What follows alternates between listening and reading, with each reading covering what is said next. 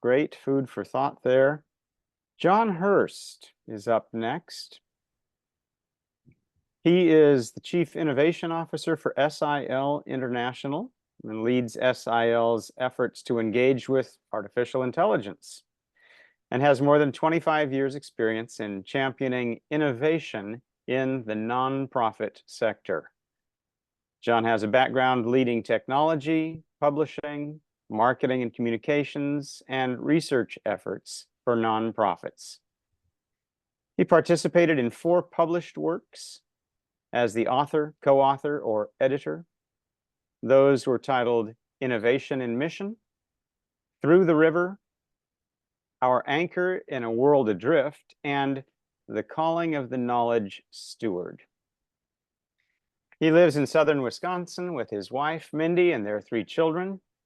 And Jon and Mindy run a think tank called Generous Mind, along with running www.innovationinmissions.com, a community of kingdom innovators seeking to implement disciplined innovation in their organizations. And he's here now to help us consider how artificial intelligence might impact the role of the mission information worker. Jon, welcome. It's great to be with you all. Thank you, Dan, for that introduction. And this community is always one of my very favorite ones to be a part of. And just confirming that you're seeing my screen okay? Yes. All right, wonderful. Such a blessing to be a part of this community with you all and to be joining you today and talking. I would like to give you hopefully a useful framework and some useful tools. That's my goal and desire out of this time. I will tell you that I'm going to send you at the end a link to where you can get this PowerPoint. It's also in the document to be shared. And all the sources I'm going to reference are all in the notes of the PowerPoint so that you can link to them all later and explore them all later. So feel free to do that. And don't worry about those being available. So when we think about artificial intelligence, and especially our work in missions information and research, we have to start by thinking about roles, okay? So we all know about roles that we play in our lives, right? We think about the role of a sports team. You might play a certain position on a team, doing certain things. That's something that you are probably familiar with. We also think about the role of a student and a teacher, right? You know, the role that a teacher has and a student has. Or maybe the role you might play if you are a part of a wedding party. You might be the bride or the groom, you might be in the party, you might be a guest. But each of these roles has different responsibilities. And as we think about artificial intelligence, the question we're asking is, what roles has God given us?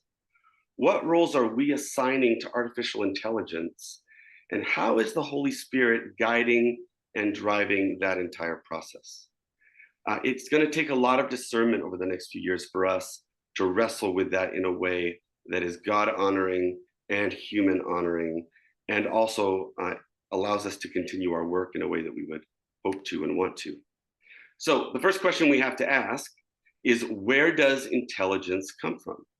We all, I'm sure, could say with confidence that the intelligence we have comes from the Lord, right? We are given the ideas that we possess through our experiences, through circumstances, through divine revelation in all kinds of ways, but God ordains and drives and guides all of that.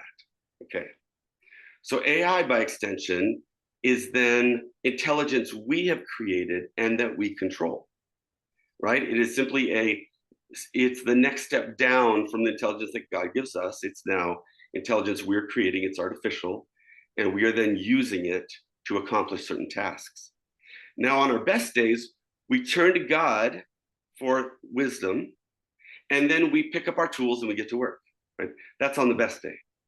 There's many days, however, when we fail to do that, we turn away from God and we replace him with our tools. Just think about these examples from Scripture. There's plenty of examples, right, of times when we have picked up a tool and said, God, I've got this. I don't really need your help anymore on this one. Let me take it from here. But in reality, whatever we're worshiping, whatever we're putting at that place, essentially becomes a replacement for God. Now, why are replacements so seductive? And this really has a lot to do with why AI is becoming a replacement for God for so many people. Number one, they meet the need on our terms. They respond to our urgency, not God's priorities. They seem comparable to the real thing. Artificial intelligence feels intelligent, right? So we go, well, it's the same thing. It's good enough. And also, artificial things, replacements tend to puff us up or to cause pride. I think about both Chris this morning and Justin yesterday, talking about how easy pride seeps in to information work when we think we have all the knowledge, all the understanding, and how we can fall prey to that in our work. I love this quote from Francis Schaeffer. He says, as my son Frankie put it, humanism has changed the 23rd Psalm. They began, I am my shepherd, then sheep are my shepherd, then everything is my shepherd, and finally nothing is my shepherd.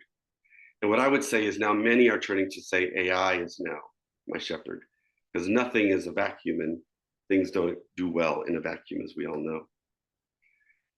So what we have to realize as we dive into this subject a little bit is that tools are not agnostic. And this is something that's been a journey for me. I think if you go back and look at some of my speaking on this topic, there'll have been times when I would have said, hey, a tool is just good or bad depending on how you use it, right? The more I get into this area of artificial intelligence, the more I am becoming to believe that that's just not true. There are things about AI that have an agenda, that have a role, that have redemptive or destructive components at their basic foundation, out their basic creation. And so we have to understand those things. And we have to say, God, in light of the way this tool is built, how it works, how should I use it? When is it appropriate? When isn't it? Again, what we're going for here in our mission information work is how do I be most human and be most obedient to God while using all the tools at my disposal? And in the end, God can use anything he wants to accomplish his purposes, even those things that have bad assumptions and even destructive tendencies built in. So what should our response be? How many of you have seen what's called the Gartner hype cycle? Anyone seen this chart? This chart could apply really to any technology, but it's really been leveraged around AI. And essentially what it's saying is when a new technology comes onto the scene, that technology trigger, like when ChatGPT was released, everyone goes, oh my goodness, what is this? And then they go on this little journey. It could take months, it could take years, it could take a day, right? And they go to this point of inflated expectations. Wow, AI can do everything. It's amazing. And then they realize, oh my goodness, it really doesn't do things the way I want them done, or it's got these limitations, or I thought it could do this. And they get to the point of disillusionment. And at some point, as they mature in their understanding of the tool, they build some enlightenment that hopefully then leads them to a level of discerning productivity.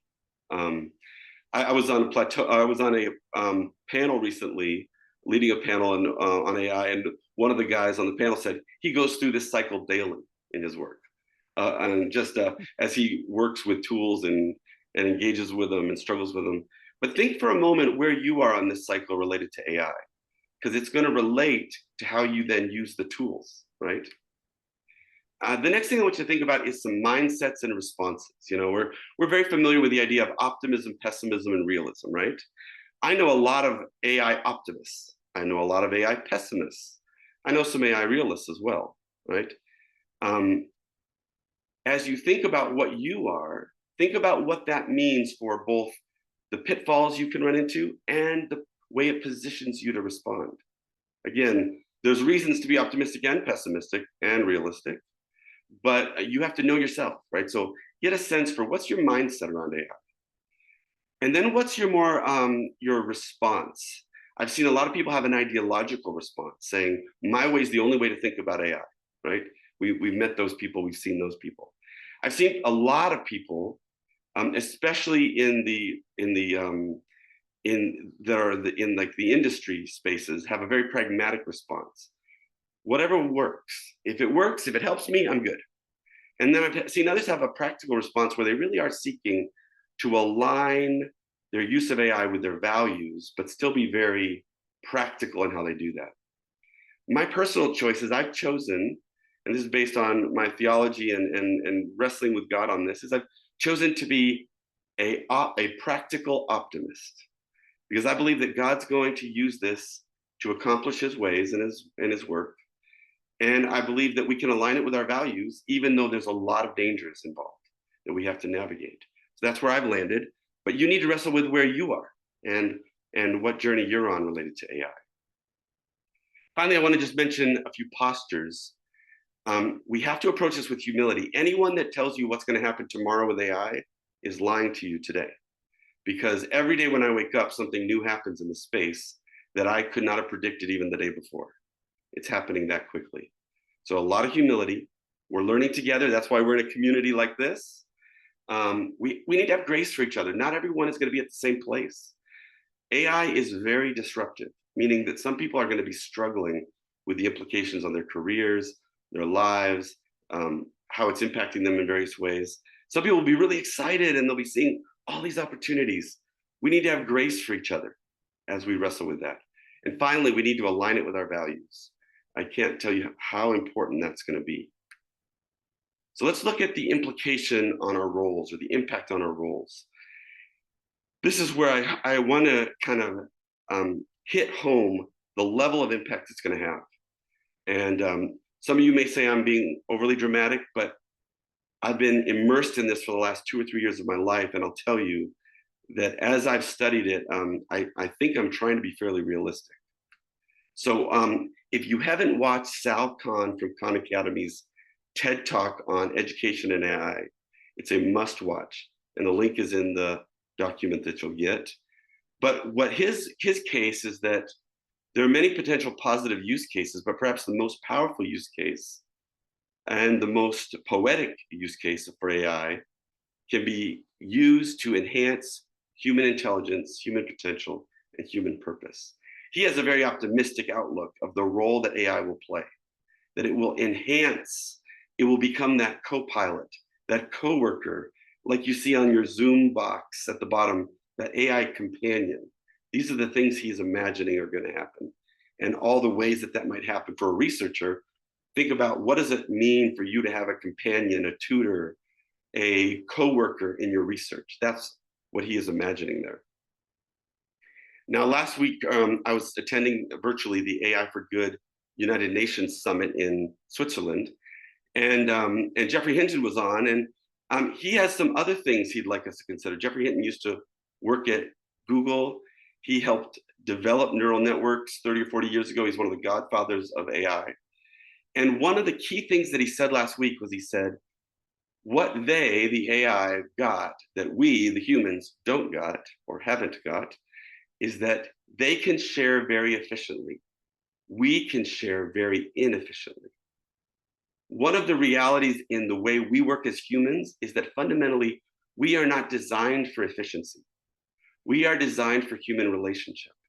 AI is designed for productivity and efficiency. That means that it fundamentally looks at the world differently. And that goes to this next slide. Both Hinton and Sam Altman, who lead OpenAI, last week talked about AI as alien intelligence. And all they mean by that, they don't mean there's UFOs and flying saucers flying around. What they mean is that it's false to think that AI is simply us in a computer. Because what's happening in the artificial intelligence, as it develops and as it morphs, is it's actually developing its own way of thinking that will not be the same. So when you use an AI co-pilot in your work, you can't think of it as just another me. You have to think of it as another kind of intelligence that's working alongside me. So that means that there's things that you will give it and things that you won't give it. And you're going to have to be able to tell the difference.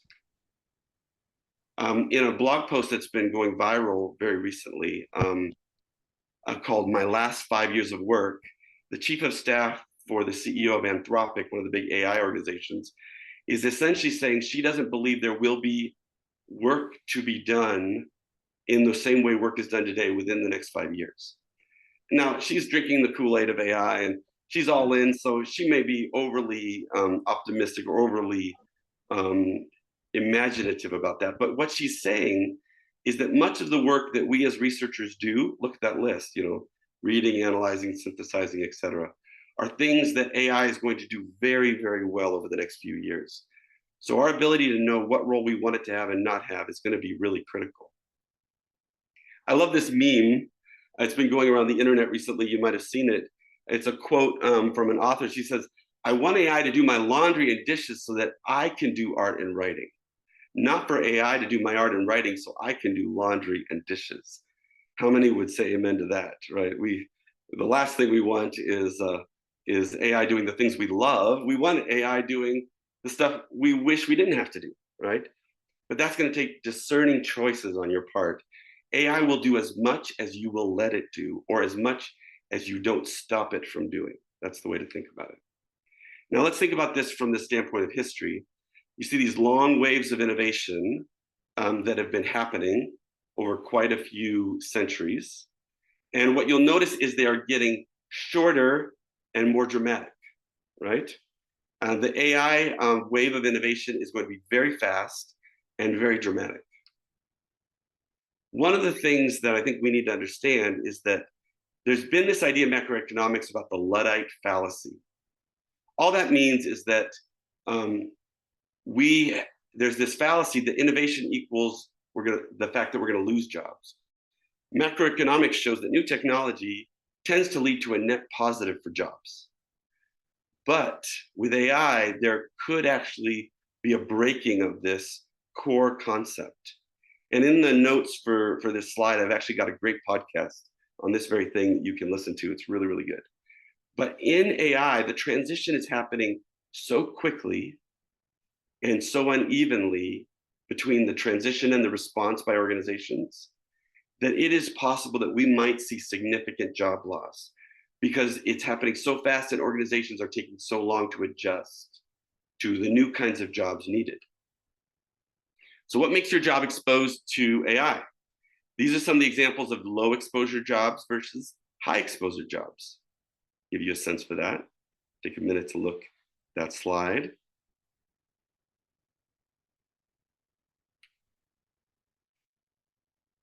These are example of low exposure jobs and high exposure actual types of work that would be impacted by AI, according to the research.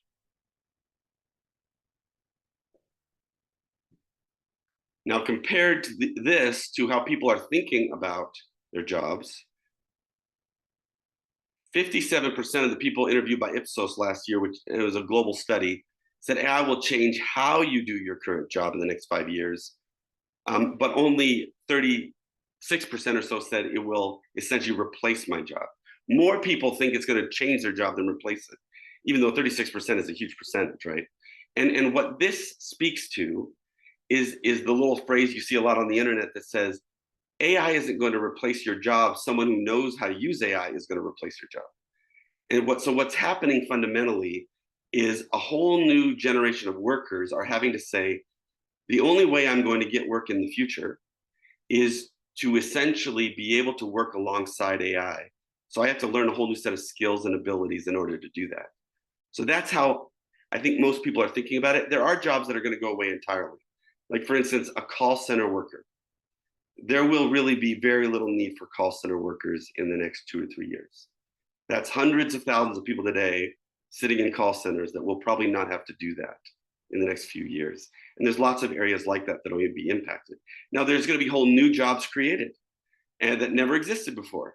And those will then need to be staffed up.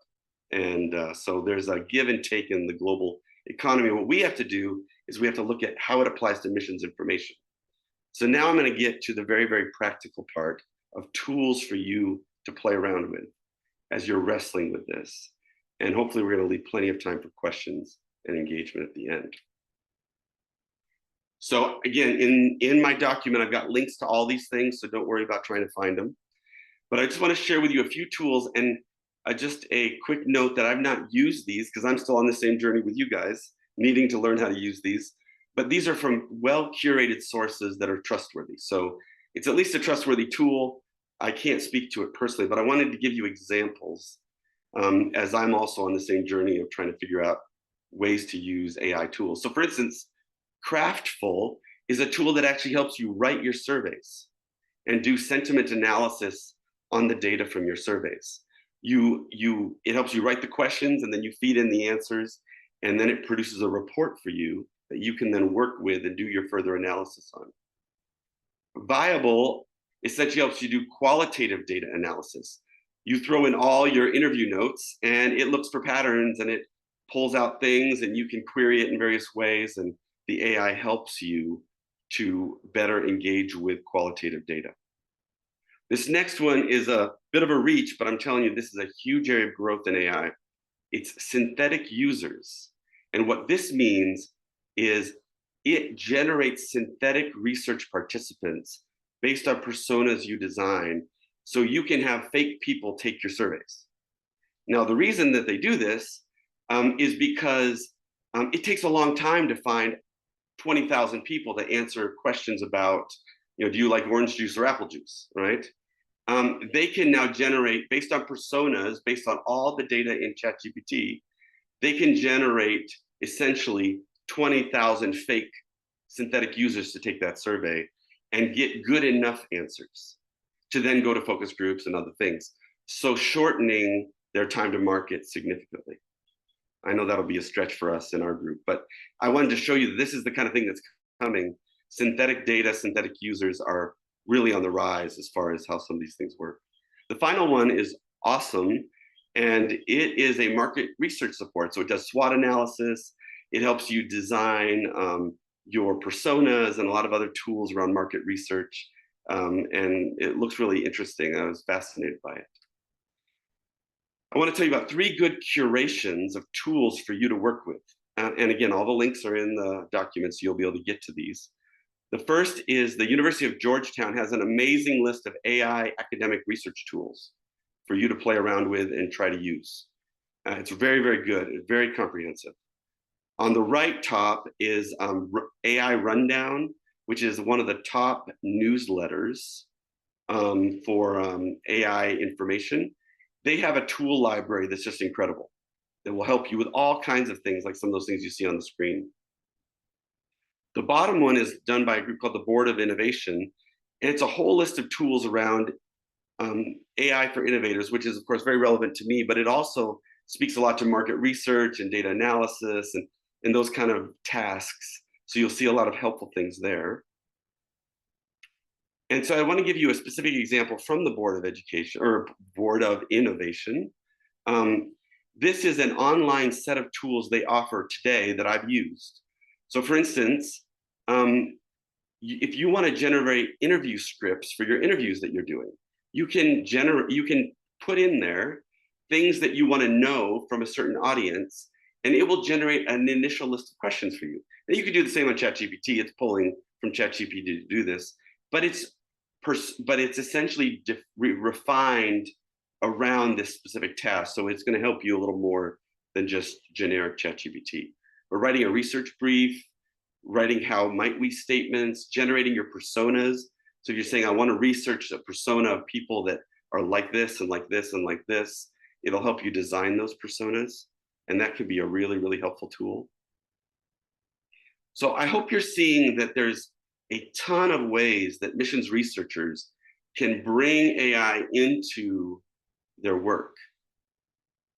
This all leads up to the big question: how do I decide what is the truly human part of my work that I'm not going to give away to any artificial intelligence, and what things really make sense to allow AI to help with, right? I'm sure you're all asking that question. That's the question I've been asking.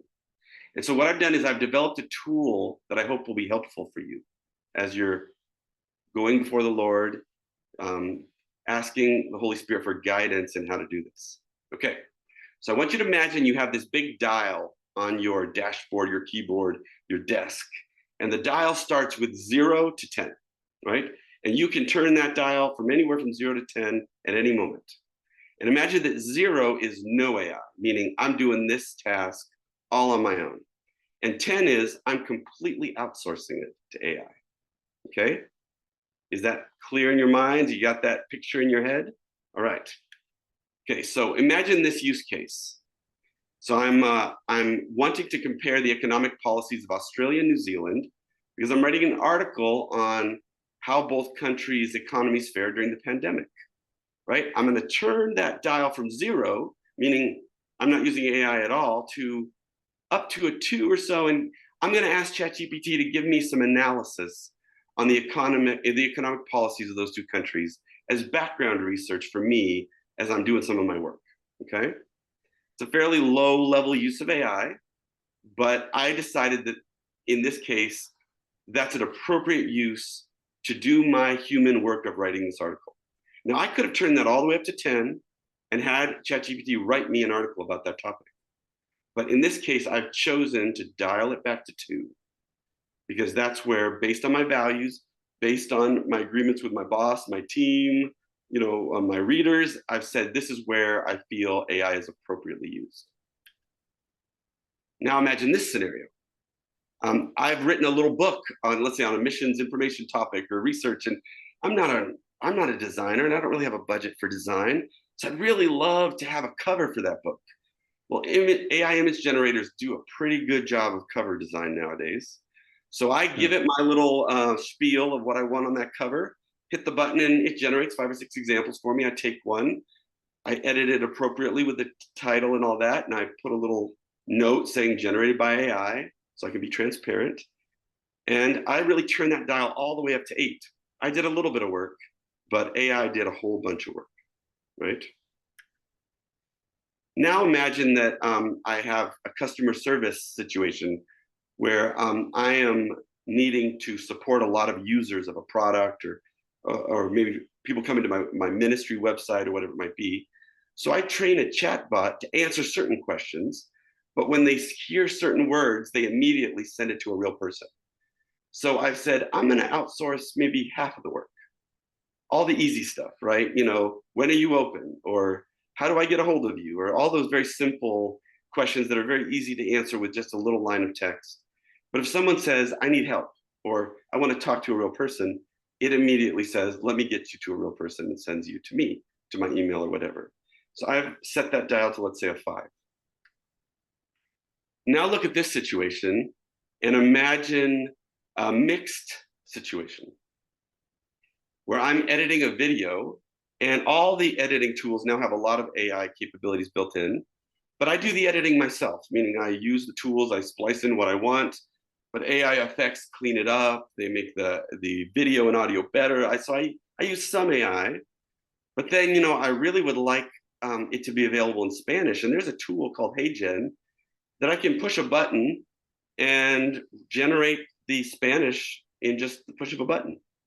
Now, because I value languages, I work at SIL after all, I don't want to just trust HeyGen all by itself. So I'm still going to have a Spanish speaker review it, and I have a chance to make edits and all those things to make sure it's culturally appropriate and those things. But Spanish is fairly easy to do, so I turn that dial way up to 9 in that specific use case. Now, if it was a minority language, like we work with in SIL, I'd have to turn that dial way back down because none of those tools support that, even though our team at SIL is working on being able to do those kind of things. But the dial would be way turned down on a minority language versus a majority language. So hopefully you see some of these use cases, some of these scenarios. So I'd just like to leave you my LinkedIn and my email. If you go to that URL, it's all my talks and articles on AI. At the very bottom is a link to this presentation with all those notes. And then I wanted to highlight one thing before I hand it back to you, Dan, for question time. At SIL, we have just finished developing our AI ethics statement, which is ethically how we're going to use AI in ministry to be honoring to God, yet also practical in how we do our work. And so that's available for you to look at as an example. Just so you know, this is very generic because it has to go to governments, the United Nations, and everyone. Underneath it, we have an entire biblical framework for that ethics statement that was developed in community with a whole task force of people. And so if you want to know more about that, you can reach out to me and let me know. But I want to encourage you, one of the first steps I would say as you're working on your way of using AI in research is work on some ethical frameworks that you feel comfortable with, that you can share with others, so that you can be transparent and you can be clear with people. When they do an interview with you, what's going to happen to that interview data? Is it going to be sucked into AI? Which AIs? How does that happen? You're going to need to be fairly open with people, because there's a lot of questions people are asking right now, a lot of concerns people have. And so getting a good handle on your ethical framework is going to be really important. So with that, I'm going to turn it back to you, Dan. Excellent, Jon. Thank you.